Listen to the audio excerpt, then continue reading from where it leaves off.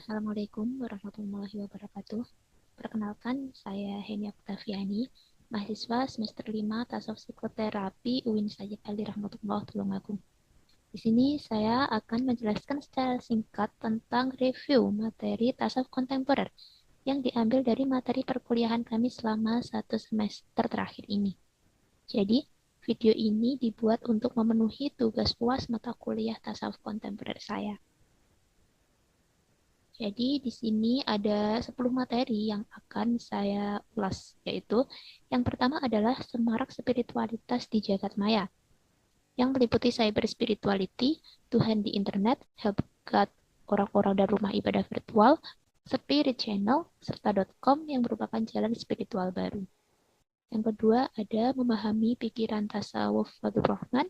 Yang ketiga memahami sufisme dan anti-sufisme.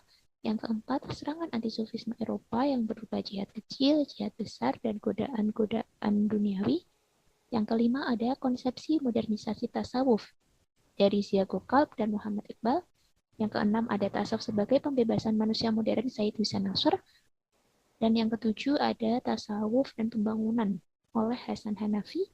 Kedelapan, kaum sufi dan kritik mereka sebelum kedatangan Eropa. Yang ke-9 ada sufisme dan anti-sufisme kaum salafiyah. Dan yang terakhir atau yang ke-10 adalah tren spiritualitas dan masa depannya, studi pemikiran Jalaluddin Rahmat.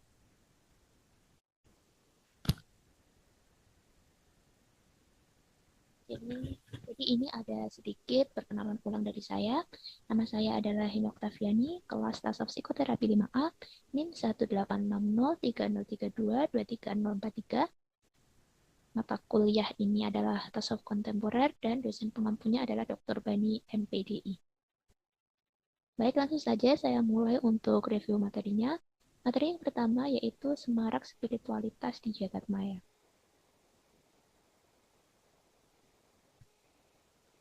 Di era digital, spiritualitas itu menemukan tempat baru di dunia maya. Cyber spirituality adalah fenomena di mana praktek dan diskusi spiritualitas berpindah ke internet.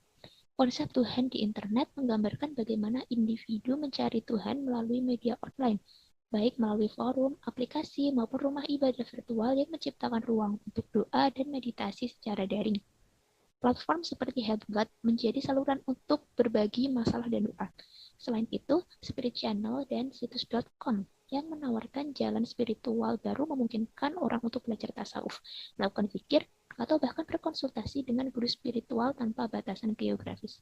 Hal ini mencerminkan bagaimana teknologi dapat menjadi alat untuk mendekatkan diri kepada Tuhan, meskipun tidak lepas dari risiko penyalahgunaan dan kesalahpahaman. Materi yang kedua ada pemikiran tasawuf dari Fadlur Rahman. Fadlur Rahman memahami tasawuf sebagai dimensi etis dari Islam, yang bukan sekadar pengalaman mistis pribadi. Tapi ia juga menekankan bahwa inti tasawuf adalah pengendalian diri dan penerapan nilai-nilai moral dalam kehidupan sehari-hari. Baginya, sufisme harus dimaknai sebagai alat untuk mereformasi individu dan masyarakat. Abdul Rahman juga mengkritik aspek-aspek sufisme yang ia anggap menjauhkan manusia dari realitas dunia, seperti sikap pasif memadukan spiritualitas, seperti sikap pasif terhadap kehidupan sosial. Ia mengajak umat Islam untuk memadukan spiritualitas dengan aksi nyata, sehingga tasawuf tidak hanya relevan secara pribadi, tetapi juga berdampak secara sosial.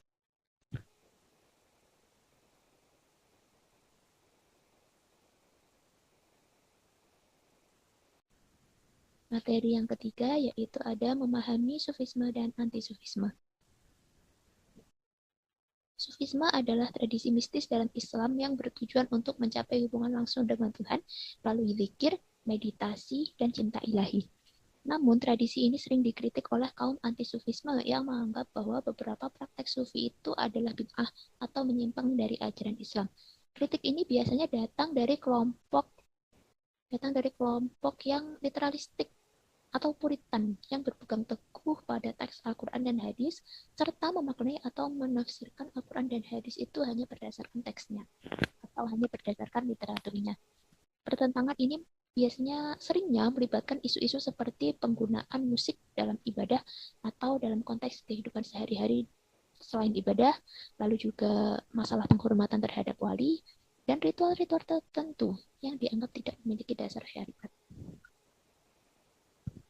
Yang keempat yaitu serangan anti-sufisme Eropa. Serangan terhadap sufisme itu juga datang dari Eropa yang sering memandang tasawuf sebagai bagian dari kemunduran Islam. Salah satu aspek yang disoroti itu adalah konsep jihad kecil dan jihad besar, di mana jihad besar yang merupakan pengendalian diri itu dianggap tidak relevan dalam konteks kolonialisme. Selain itu,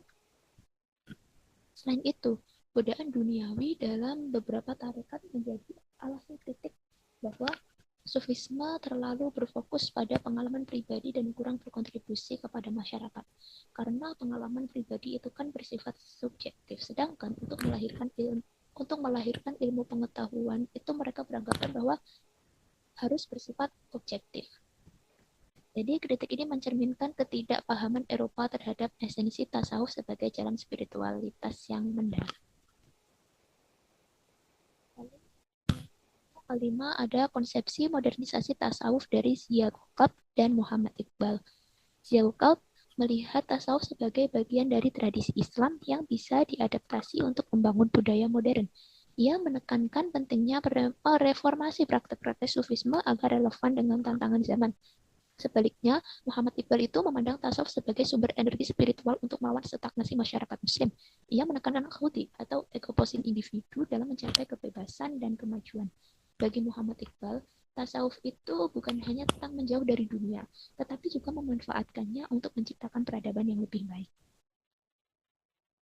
Yang keenam, ada tasawuf sebagai pembebasan manusia modern dari Sayyid Hussein Nasr. Sayyid Hussein Nasr berpendapat bahwa tasawuf adalah jawaban atas krisis spiritual manusia modern yang terjebak dalam materialisme atau cinta dunia, cinta materi. Tasawuf menurut Sayyid Hussein Nasr itu mengajarkan manusia untuk kembali kepada fitrah, yaitu kedekatan dengan Tuhan melalui penyucian jiwa dan pengendalian diri.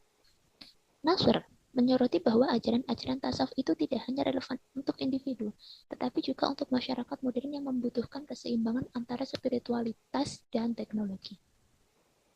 Yang ketujuh ada tasawuf dan pembangunan dari Hasan Hanafi. Jadi Hasan Hanafi itu mengaitkan tasawuf dengan pembangunan masyarakat yang berkeadilan. Baginya, tasawuf itu tidak hanya bersifat kontemplatif, tetapi juga aktif.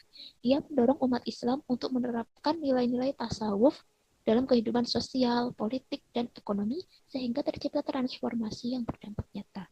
Hasan Hanafi menegaskan bahwa spiritualitas yang murni itu harus menjadi dasar untuk melawan ketidakadilan dan menciptakan masyarakat yang harmonis. Yang kedelapan, ada kaum Sufi dan kritik mereka sebelum kedatangan Eropa. Jadi sebelum kedatangan Eropa, tasawuf itu menghadapi kritik internal dari berbagai kelompok. Masa kemunduran terjadi ketika beberapa tarekat itu mulai kehilangan semangat untuk reformasi. Namun, reformer dari kalangan Sufi itu berusaha menghidupkan kembali ajaran murni mereka, atau ajaran murni tasawuf. Semangat reformasi ini ditentang oleh kelompok Wahabiyah yang menganggap bahwa tarekat-tarekat itu adalah sumber bid'ah. Penolakan ini menciptakan ketegangan, tetapi juga memunculkan diskusi penting tentang relevansi sufisme dalam menghadapi perubahan zaman. Yang kesembilan yaitu sufisme dan anti-sufisme kaum salafiyah. Kaum salafiyah atau kaum yang literal atau memaknai Al-Quran dan hadis itu secara hanya dari teks atau secara literatur, itu menolak sufisme karena mereka beranggap bahwa sufisme itu bertentangan dengan prinsip pemurnian Islam. Mereka mengkritik zikir berjamaah, penghormatan terhadap wali, dan ritual-ritual lainnya yang dianggap tidak sesuai dengan syariat. Meskipun demikian, sufisme tetap bertahan itu karena menawarkan dimensi spiritual yang tidak ditemukan dalam pendekatan tekstual yang kaku, yang selalu digunakan oleh kaum salafiyah. Jadi, perdebatan ini itu menunjukkan perbedaan pandangan tentang cara memahami agama dalam konteks tradisi dan modernitas.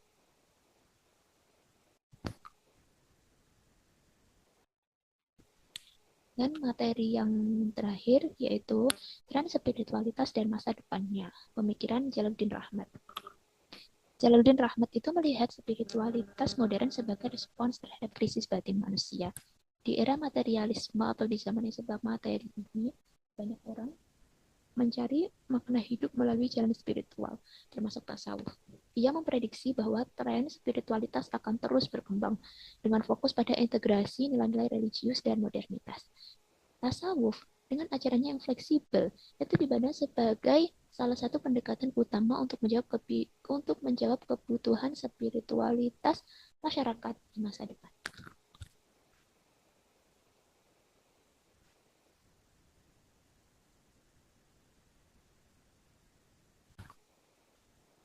Sekian review materi tasawuf kontemporer dari saya. Untuk kesimpulannya adalah tasawuf kontemporer itu menghadirkan wajah baru yang relevan di era modern dengan dinamika yang mencerminkan perubahan sosial, budaya, dan teknologi.